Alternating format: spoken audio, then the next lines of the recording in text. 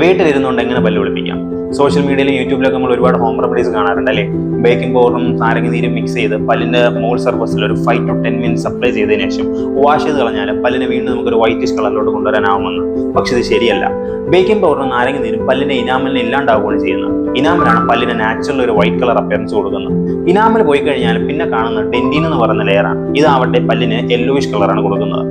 So പല്ല് വെളുപ്പിക്കണമെന്ന് ആഗ്രഹമാണ് നിങ്ങൾക്ക് ഉള്ളതെങ്കിൽ നിങ്ങൾ അടുത്തുള്ള ഡെന്റിസ്റ്റിനെ കണ്ടതിന് ശേഷം ഡെന്റിസ്റ്റ് നിങ്ങളുടെ ഈ ഷെയ്ഡ് സെലക്ട് ചെയ്ത് പല്ലിന്റെ ഷെയ്ഡ് ഇവാലുവേറ്റ് ചെയ്തതിന് ശേഷം ബ്ലീച്ചിങ് എന്ന് പറഞ്ഞ പ്രൊസീജിയർ ആയിരിക്കും പ്രിസ്ക്രൈബ് ചെയ്യുന്നത്.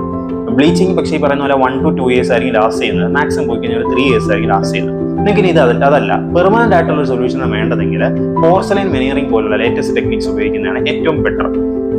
ഇനി ഇതൊന്നും വേണ്ട, ഞാൻ വീട്ടിലിരുന്ന് തന്നെ പല്ല് ഒളിപ്പിച്ചോളാം എന്ന് പറയുന്നവരോട് എനിക്കൊന്നേ പറയാനുള്ളൂ. തേഞ്ഞ പല്ലിനേക്കാൾ എത്രയോ ബെറ്റർ ആണ് മഞ്ഞ നിറത്തിലിരിക്കുന്ന പല്ലുകൾ. So choose wisely and always keep smiling.